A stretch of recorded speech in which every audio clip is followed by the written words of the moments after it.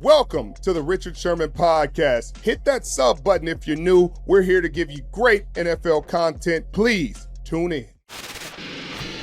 You look back at the Kelly era, is Josh Allen ended up for another Kelly era-esque with the Bills? I don't know, because Kelly went to 4 Super Bowls. You know what I mean? So I don't even know if you give Josh Allen that kind of credit, because he hasn't been one. And so until he does, now Kelly didn't have to go against this guy. You know, this Patrick Mahomes guy who seems to be a once in a generation kind of guy, once in a lifetime kind of guy, quite a quarterback, and in a perfect situation that suits his strengths. And so he also got Lamar Jackson and things like that. You got Joe Burrow, who he's going to have to contend with. So this is some of the best quarterback play and honestly in the history of the National Football League, especially on one side of the coin. You got the AFC with probably, you know, three or four of the top 5 quarterbacks in the National Football League, and you guys can argue and debate all you want, but that's what the numbers say.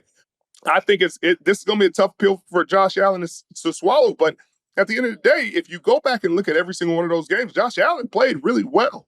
Josh Allen played his butt off in a lot of these games. It's not like, hey, he goes into these games and he turns the ball over a ton and he doesn't play well. He doesn't run the ball. He just gives it up and he's playing too tentative. He really plays well in these games. They just don't win them. And that's the thing that, you know, everybody says wins and losses aren't a quarterback stat.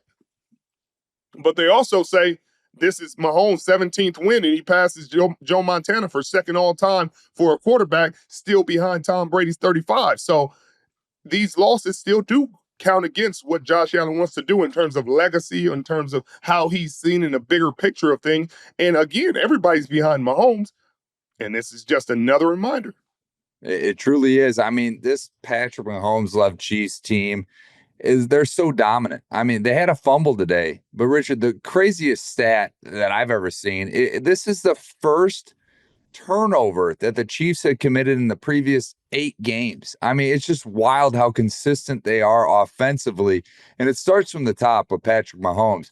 He has truly entered that GOAT conversation with Tom Brady. I mean, and he's so young, he can get it. In his game, it doesn't rely on the scrambles. He can do that. You know, no question about it. He can do that, but it starts up here in his head. And you can see the longevity of his career right in front of you. How far along do you think he can take this? Like, what do you think is truly the cap for Patrick Mahomes? Well, I don't know, because there isn't necessarily one, because if he continues to have Andy Reid at the helm, and Andy Reid doesn't seem like he's going anywhere, they continue to support him with really good players. Xavier Worthy, they drafted this year, 2 All-Pros on the offensive line, and Creed Humphreys and Joe Thuney. And they'll probably go draft another tackle for him in the draft. You got Spags on the other side with a really talented defense and All-Pros, and Chris Jones and McDuffie and Justin Reed plays really good football. Nick Bolton is right where he needs to be. Karlaftis plays really good football. So the sky's the limit for this team, because they're just getting more and more talented. They're getting more and more talented, more and more guys that are developed and homebred, homegrown talent. And that's what you need to be a consistent championship caliber team. Obviously, you got to know, you know, at some point, Travis Kelce's going to retire, and they're going to have to deal with that. You know, I think that'll be a huge loss for him, even no matter how much you think he's productive or not. He's a safety blanket for Patrick Mahomes, and their chemistry is unmatched and unrivaled. I'm sure he's going to make a ton of plays in his Super Bowl, and he's going to have his hands all over the outcome of that football game. So I don't think it's stopping anytime soon. They've been in 5 of the last 6 Super Bowls. So you gotta tip your cap off to them. You know, they're doing a lot of things right. And if they get this 3rd in a row, the first time in the National Football League's history, and this game has been around a long time, I mean, I know what you're gonna say. You know, Tom is the GOAT. We don't really debate that.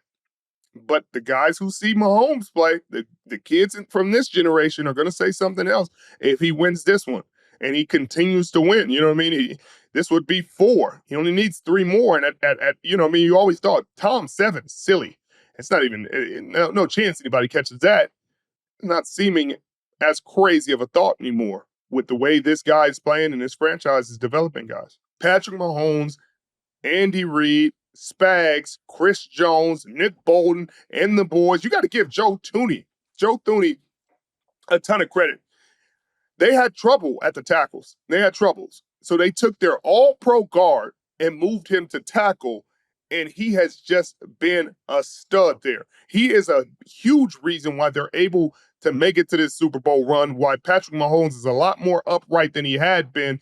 And I wonder what they're going to do in a Super Bowl because Jalen Carter is on the inside. Jordan Davis is on the inside. Their troubles are on the inside. But I think they stick with Caliendo. You know what I mean? They're starting to become some chemistry there. And I think they trust Caliendo and what he's been doing. But that Jordan Phillips sack, he took Caliendo on a ride, Mitchell, on a ride. Grown man. Has a different game in those trenches.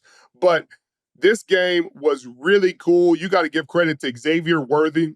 Played a fantastic game. Just looked like he had been there before.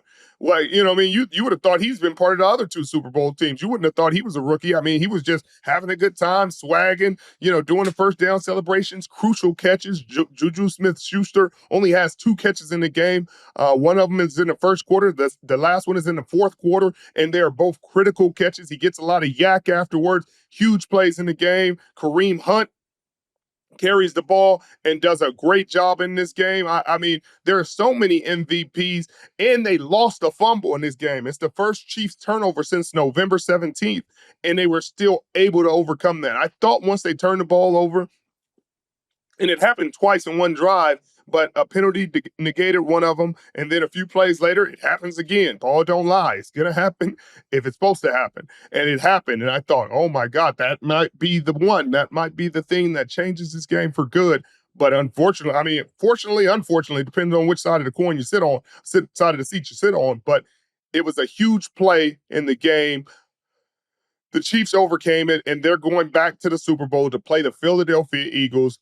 Another Andy Reid Bowl, a rematch of the 2022 Super Bowl versus the Eagles. Is going to be a great game versus 2 great teams, and I can't wait for it. But Mitchell, I was very, very, I was sitting on the edge of my seat this entire game. Both teams deserve a lot of credit. Josh Allen, I know he, 0-4 against this Chiefs team, but it's no fault of his. He battled his butt off and did everything he could to put his team in a position to be successful. I give a hat tip to Josh Allen and the Buffalo Bills, but the Kansas City Chiefs again find a way to get it done in these close games.